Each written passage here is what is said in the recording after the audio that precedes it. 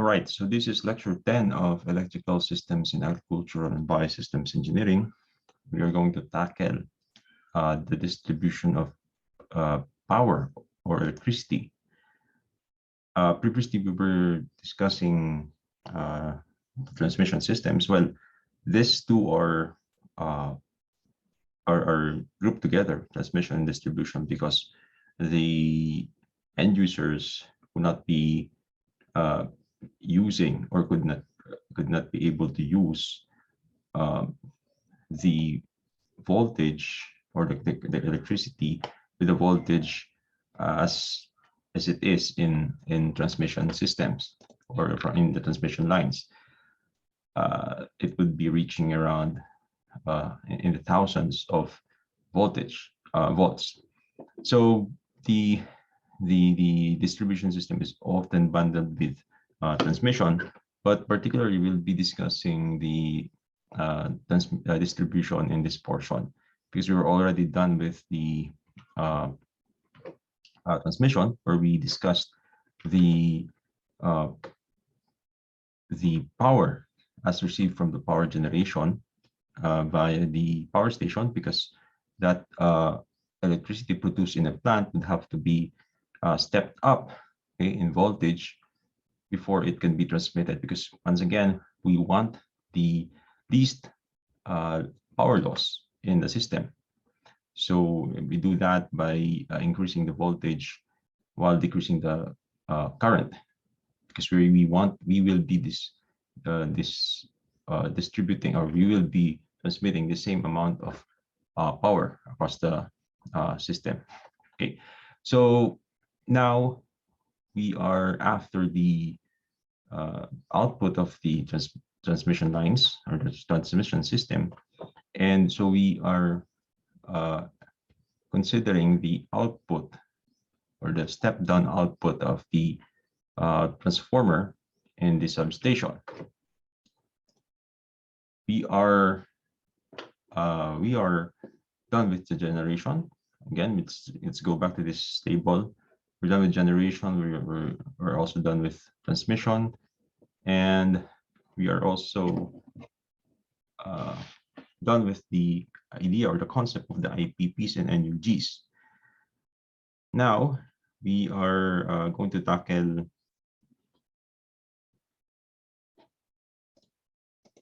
distribution. So we focus on the distribution of electricity from the substation, and we have to have here the conductor wires connected to the substation, where the electricity is down to the usable voltage, example 220 volts. And the wires, we can now refer to this as the conducting wires. Okay, so these are the wires suspended above the ground and connected with the distribution poles. These are managed by and owned and managed by the distribution utility, which is in the Philippines often a cooperative or a corporation.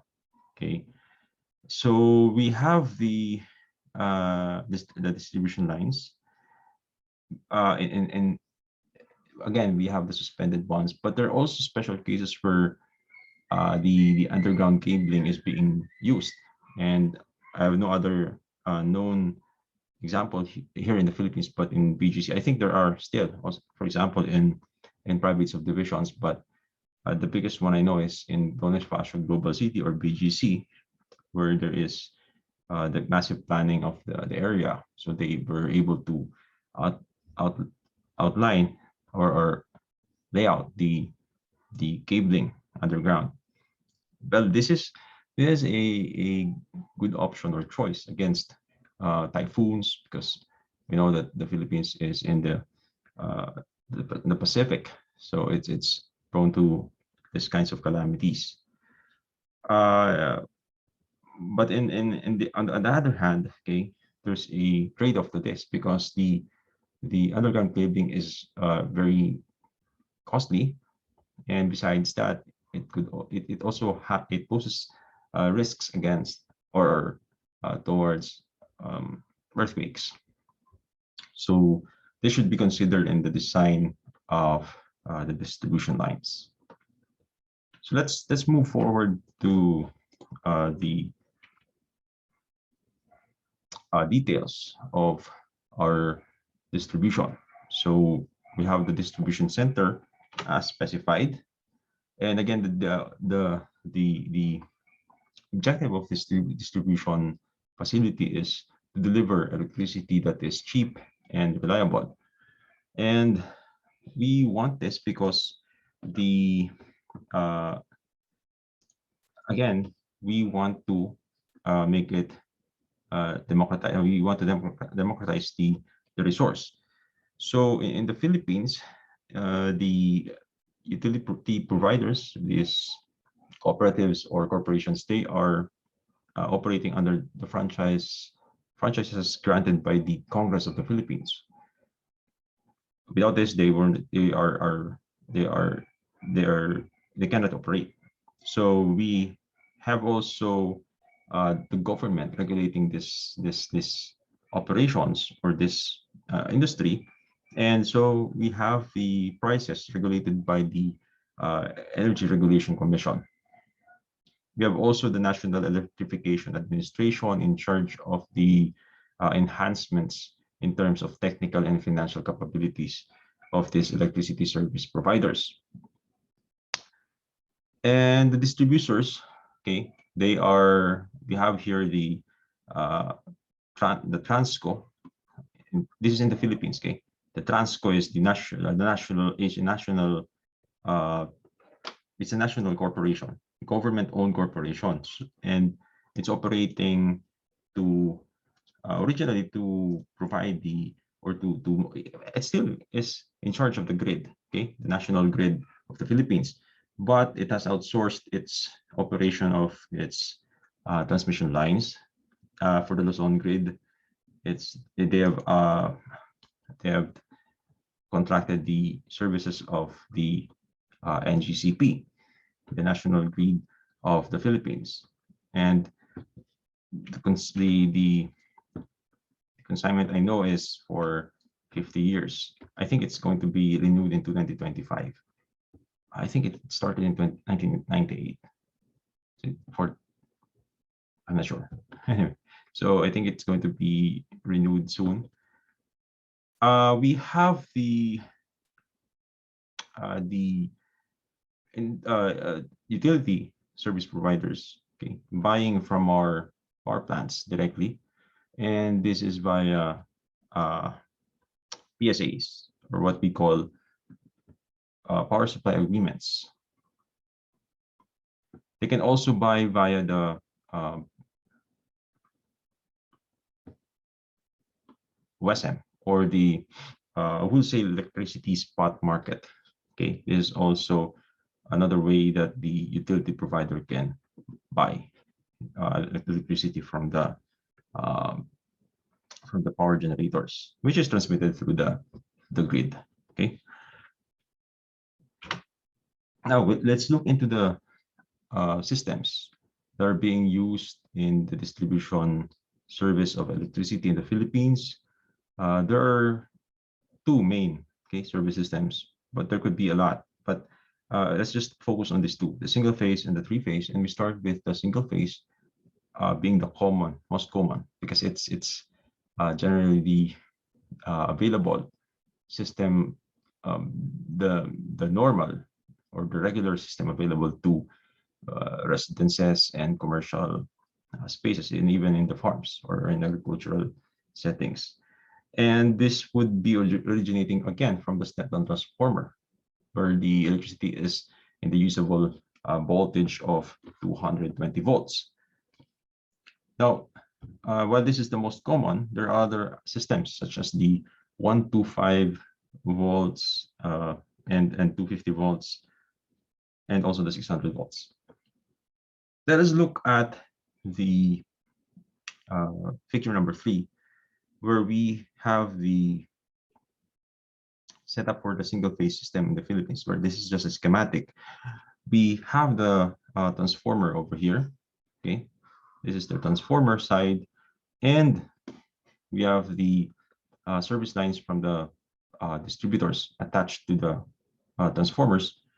And there are three lines actually. So you have the hot one, the hot two, and in between them is the neutral. We have the coils inside the transformer from the around probably 10,000 volts down to 220 volts. Again, same power, just a different voltage, just to lower it for a usable value. But the ampere range would be very high. So the power is the same. It's just that we have a different quality in terms of voltage and amperage. So this hot one connected to the secondary coil, and the hot two would make up 220 volts, but in between them is a neutral. Now the neutral is a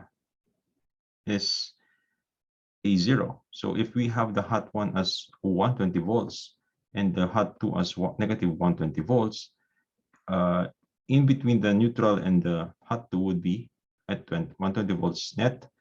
Again, the voltage is the potential difference between 2 points. So if this is a zero, and normally or instinctively the net between the two is 120 volts, and this neutral is connected to the ground. This is the again, take note that the voltage is the RMS, the root mean squared, and later we'll detail that. Again, the ground is connected, the neutral is connected also to the neutral of the transformer, and this is a safety feature for the system for both the equipment and also the operator.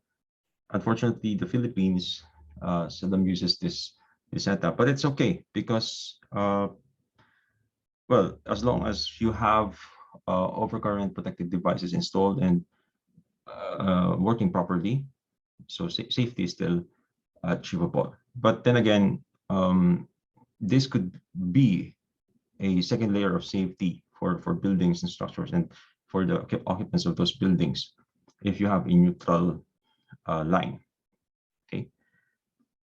Because that would be the default pass for your electricity should there be a stray voltage or an overcurrent. All right, so we look at the waveform and the phasor diagram for your for the single phase, and we have here in figure 4 the waveform in figure A. Figure B shows the phasor diagram. See the difference of the charting or the graph. We have here the negative, okay, negative or the hot 2, and we have here the hot 1. But if you add them up, okay, it's going to add and become in the RMS, okay, again, the RMS is over here. So the RMS for this is 220. This is the RMS value.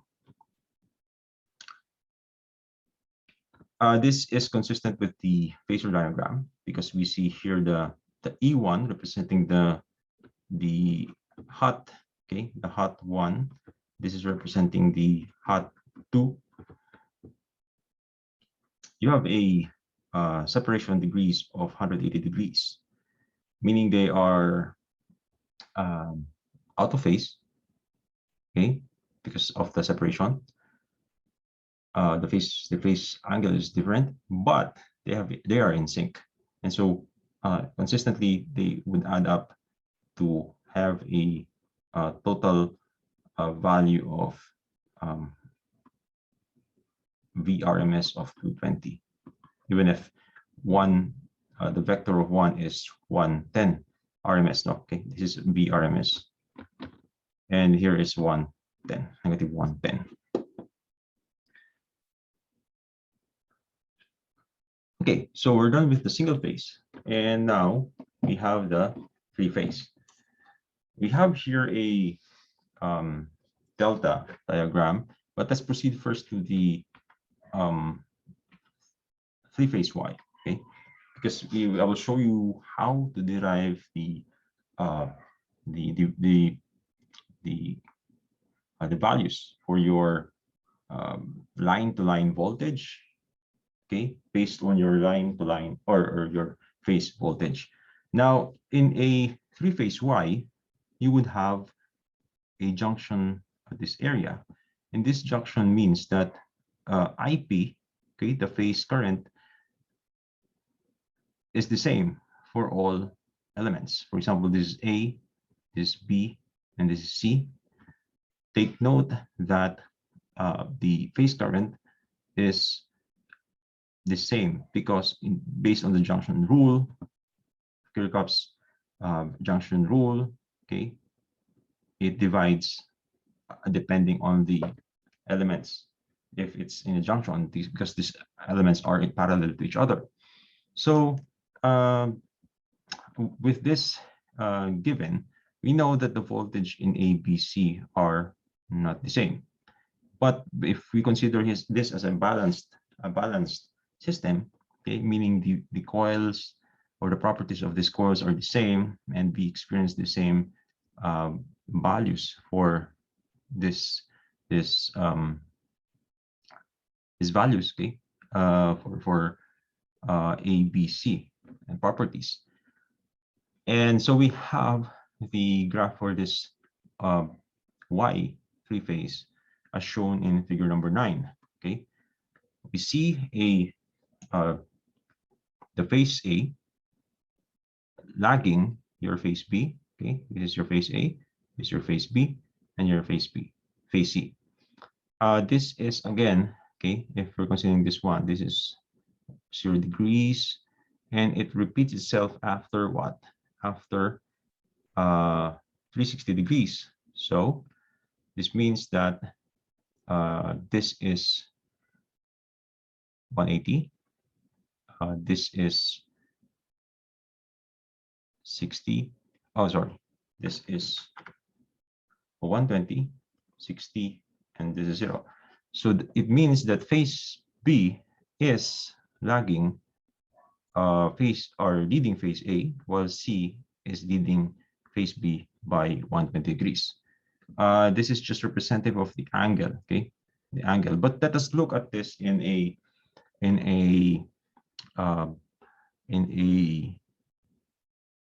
phasor, in the phasor diagram. Okay, let me just move over to my other screen. Okay, so we have here the same system.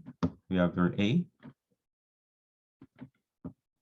This is element A, the coil A, coil B, and coil C. Now, if we're going to draw this in the phasor diagram, okay, we have the values for your A. If A is over here, let's say it has a 1 value, is A, and it has E A. Okay, let's assume this is EA. A, this is the neutral.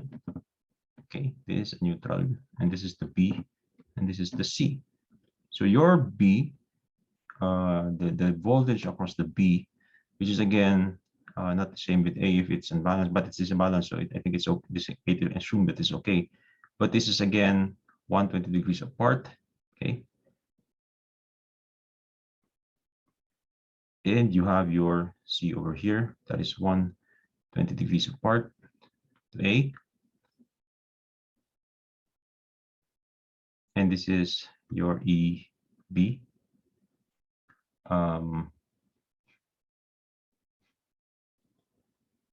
EAN, okay, EAN, EBN,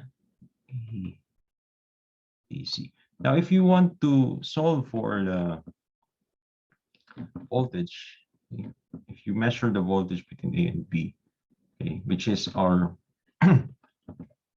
our line to line.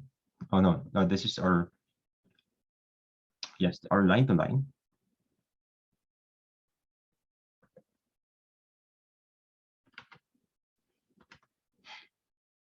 Okay, this is our line to line voltage, or just let's say EL.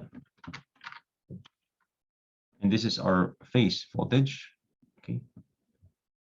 Um, this is our EAN. This is our EBN, which is also our just the same. Okay. And the balanced circuit, this is actually just, which is our phase voltage. But let's not go ahead. Okay. So we know that certain this we will not go solving this vectorially, because others are not familiar with the vector notations. But we will solve this trigonometrically. So this could be resolved into two dimensions, x and y. And we know that the x would be added. Okay, we're talking about this both. So we add them vectorially, and this would end up somewhere here, because this would cancel out. Okay, the a and the a's, the EAN, and then the y component of the EBN. So it would be somewhere over here. Okay, and we can actually write it out. It is going to be, again, the EBN is could be just okay, V, it's going to be EL equals EAN minus EBN, and you can write this as what? Again, this is the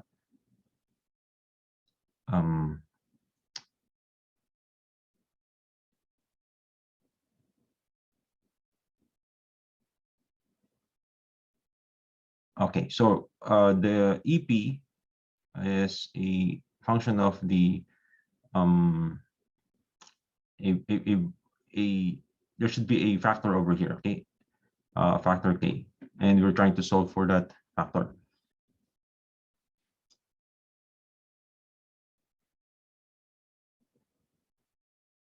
All right, so we have the ERMS. Okay, we're talking about the in terms of this is going to be in terms of EP. Okay, but we're going to add in vectorially. So EP is going to be what? Going to be at an angle 0 degrees minus the EP at a certain angle, negative 120 degrees. And vectorially, you're going to see here, you have 120. That's going to be what's going to this to be? It's going to be so cosine. So it's cosine is going to be 1. So we assume that the value for A or EAN is 1. So it's going to be 1 minus, okay, minus this one. Let's just assume that this is going to be EP minus times 1 minus this component, which is cosine. It's adjacent to that. Okay. Cosine 120. Okay. Minus let's assume that this is in terms, or let's use it vectorially. So as we introduce the J, to denote that it's along the x-axis.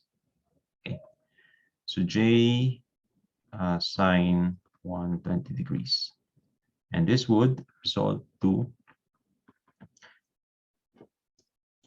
EP times 1 minus cosine 120 is what?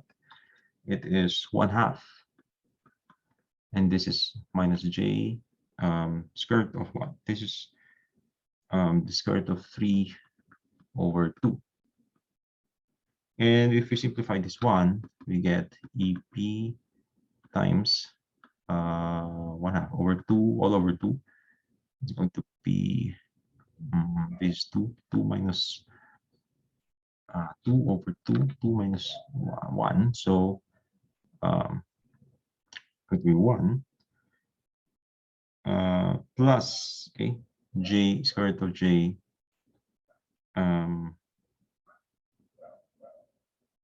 sorry, it's negative, so it's going to be 3. Okay, so 3 plus square root of j. Don't forget the j, square root of 3. We can simplify this so that we get the value EP. Okay, this is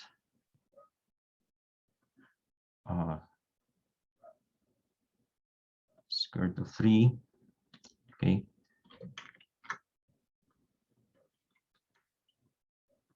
and multiplied to square root of 3. Okay, square root of 3 plus j over 2.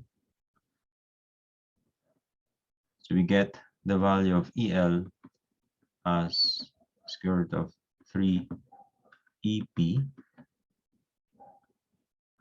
square root of 3 plus j over 2. Actually, this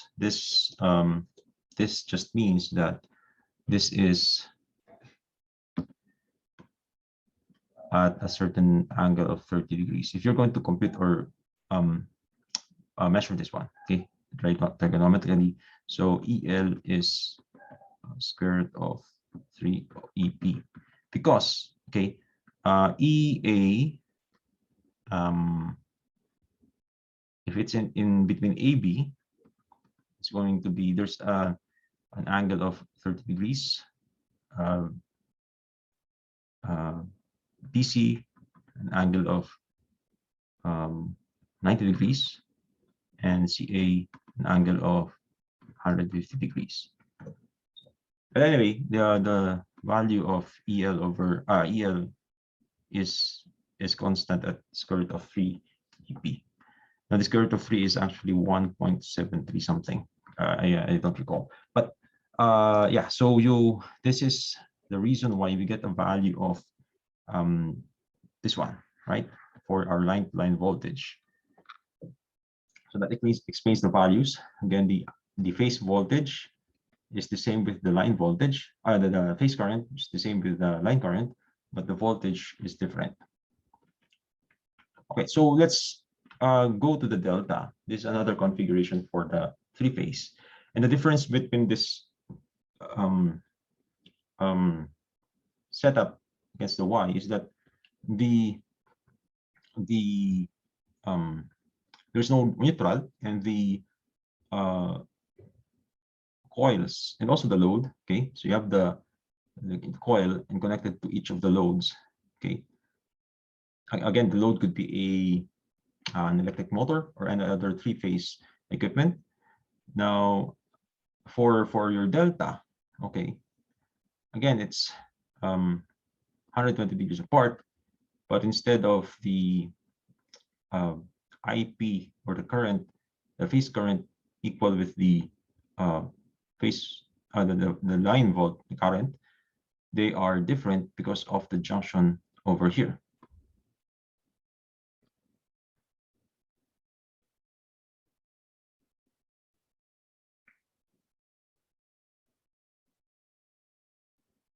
Now the voltage are the same. Okay, they're the same. The voltage across all elements in the delta configuration are the same. That's why our line-to-line voltage here and the phase voltage are the same. But on the other hand, our phase current and line current are represented or are related by this value. And it's the same with the value that we have for your Y configuration. Now, um, in a three-phase system, this is actually uh, incorrect. Okay, just to show you that the 220 voltage, okay, is not the same to the 220 voltage of a single phase. But this is achievable also. Okay, but you have again the relationship of the uh, voltage indicated by these equations. Okay. Now the line to line of a neutral uh, line, okay, against the other two lines, the hot and the hot one and the hot two, they would be half of the, so this should be 240, since we have here also a 240 volts, and this is going to be 120. Okay, although that would be achievable if you have the same 220 here.